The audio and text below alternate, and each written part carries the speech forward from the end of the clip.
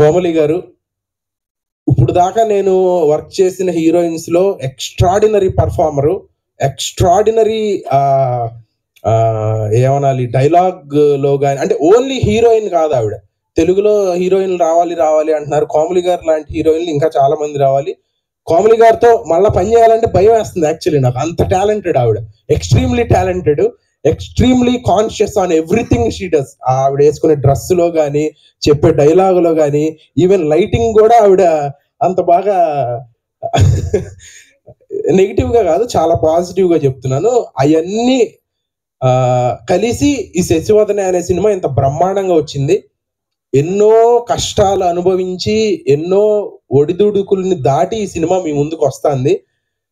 ఇంత కష్టపడ్డాం కాబట్టి అంత సక్సెస్ మాకు వస్తుందని కోరుకుంటున్నాను. మా తేజ గారికి చాలా నీడెడ్ సక్సెస్, అలాగే మా అభిలాష్ గారు ఈ సినిమాలో వన్ ఆఫ్ ద ప్రొడ్యూసర్, ఆయన కూడా చాలా సపోర్ట్ చేశారు, చాలా హెల్ప్ చేశారు.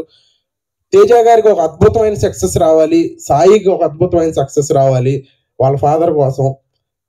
మా డిఓపి సాయి ప్రూవ్ చేసుకున్నాడు ఆల్రెడీ, ఈ సినిమాతో ఇంకా అంతకు మించి పెద్ద పెద్ద సినిమాలు రావాలి. తేజ గారు ఇంకా మంచి మంచి సినిమాలు చేయాలి.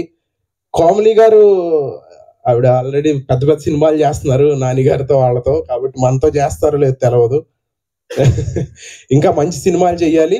ఈ సినిమాని అందరూ చూసి ఒక జెన్యూన్ సినిమా చేసాము, ఏమి ఒక వల్గారిటీ కానీ ఒక ఇది కానీ ఉండదు. చాలా జెన్యూన్ గా ఒక సినిమా వస్తుంది, గోదావరి జిల్లాల సినిమా. కోమలి గారు ఇందాక ఒక ట్విస్ట్ అన్నారు, ఇది ఒక 14 సంవత్సరాల స్పాన్ లో జరిగే కథ. మీ ట్రైలర్ చూస్తుంటే 2 వేరియేషన్లు కనపడతాయి.